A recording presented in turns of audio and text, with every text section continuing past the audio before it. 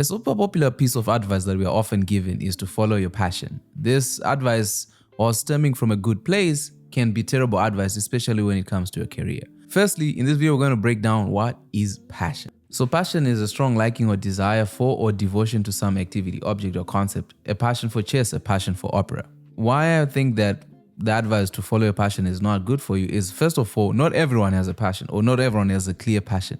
Like sometimes you may feel like, oh, I really like playing basketball, or I really like playing soccer, I really like making music. If someone comes to you and is like, oh, you should follow your passion in order to find your career, that can be terrible advice for you, because these things come and go, emotions come and go. If you start setting your mind up, especially when you're young, and say, I'm going to play basketball for the rest of my life, and then you grow old and you realize you're not really that passionate about the sport. You just thought it's something that made you look cool. You've already devoted almost 5 to 10 years of your life into the sport, and now you have to pivot, and it often feels like you're left up there without the skills that are necessary. So the other thing is passion changes over time. I remember when I was a young kid, I really wanted to be an actor. I really wanted to do this for the rest of my life. But as I got older, I realized I just enjoy telling stories. So my passion became storytelling. But who knows 5 years from now what my passion is going to be? Who knows what your passion is going to be? So passion changes all the time. So when someone is like, hey, just follow your passion, and that's terrible. Passion alone is not enough. Having passion for something is important, but it's not the only factor that determines success. It's also important to consider things like market demand, earning potential, and skills required. A lot of times when it comes to the marketplace, people, when you look at how we make money in our societies, money is essentially made when you trade something for value. So if people value what you do, they'll pay you. When you look at things like sports, where a lot of people have high passion for them, but very few people are willing to pay, and very few people get paid at the highest level, because it's only at the highest level whereby a lot of people make money, and we are in the game of trying to make money and survive.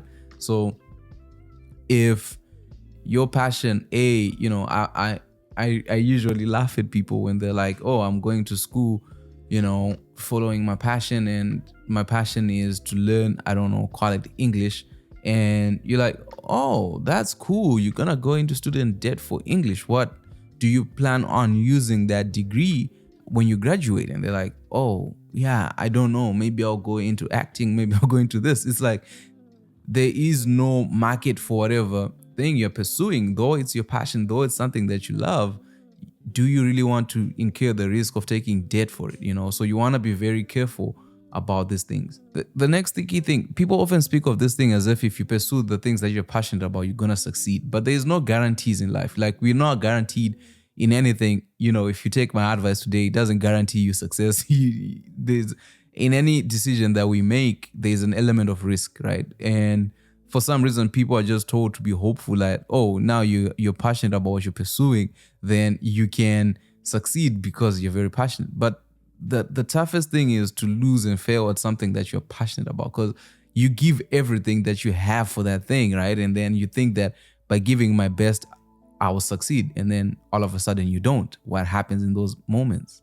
And the final thought process on passion is, guys, passion doesn't pay bills. I've been passionate about making music for the past 3-4 years. I've made a couple of songs. No one has listened to them and stuff like that. And at a certain point, I had to realize, passion doesn't pay bills. If I want to make money, I have to start offering services to other people, things that they value, whether it's working with other artists and charging them for recording, whether it's mixing and mastering music for other artists in order to make money and to cover my bills. When you're young, you have the privilege of living with your parents. Somebody's paying your rent. Somebody's giving you food. You don't have to worry about these things. But at a certain point, you have to understand that your passions don't pay your bills. You got to do things that pay bills, and things that pay bills is essentially things that create value for others. The jobs that we work is essentially valuable to the business owner for you to be working that job. If they don't see value in your position, you are likely going to get retrenched, which has been happening a lot lately with the tech industry, whereby the people that they work for are like, oh, this is surplus to requirements, you gotta go. It's an unfortunate thing that happens in business, but it is what it is. So my advice to you guys is, instead of focusing on your passions, is to start developing a craftsman mindset. Because what craftsmen do is, these guys are so good at one thing that opportunities exist all the time. And, you can be so good at a thing, which you then become passionate about by developing certain skills, but you want to create skills that are necessary and that are in demand in the marketplace, right? So if you look at people, like, for example, if you're on YouTube, right? One of the key things that's needed is editing. If you want to be a storyteller so bad and you're passionate about telling stories, develop a skill that's necessary for storytelling. The skill that I highly recommend is editing. If you're great at editing and you're great at creating narrative stories from different clips and helping a lot of people do this, you will make a lot of money, right? So because you're a master at your craftsmanship, you're a master at editing. If you can edit videos in an hour, if you can edit videos in 30 minutes and create a quality story, instead of having, instead of you just blindly pursuing your passion, waking up every single day and writing stories and trying to turn them into reality without access to certain equipment, without access to actors, without the money to back up your dreams, by becoming a craftsman, you become so good that people cannot ignore you. There's a lot of people whereby, let's say you want to have surgery. It's like you look up different people based on their reputation and their names and what they've done, because you're like, these are the masters of this certain surgery that I'm about to have, right?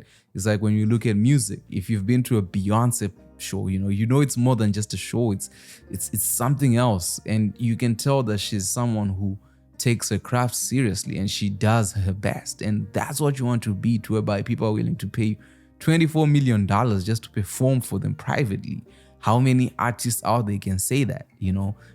Shout out to the Saudis. I can come do my videos. I'm constantly looking for their money too, man.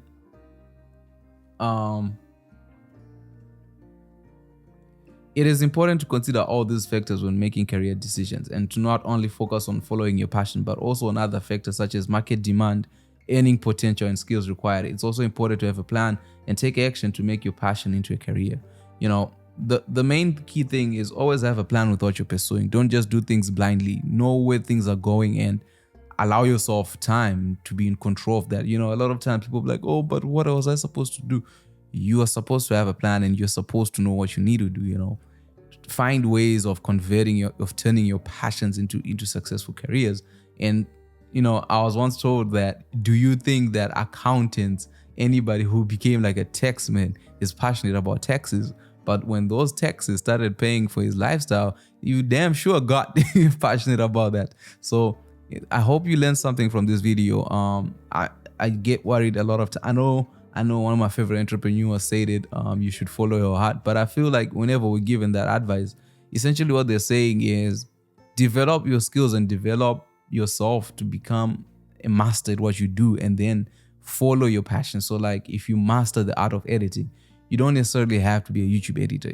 You can go work in film if you love making movies. You can go work in business and become a video editor within businesses. Like once you have a skill that's worth it, then you can implement it in different areas that you're passionate about. Then your work becomes meaningful to you because you're contributing to a sector that you love. Like I said, in basketball, if you're skilled, if you don't have the talent or if you didn't have the opportunity to play basketball, but you can be a leader, they're constantly hiring leaders. They're constantly hiring, people who work in physio and stuff like that. Like there are different ways of going after your passions. So I hope you learned something from this video. If you did, smash that subscribe button, leave a comment, and yeah, I'll definitely be seeing you guys in the next one.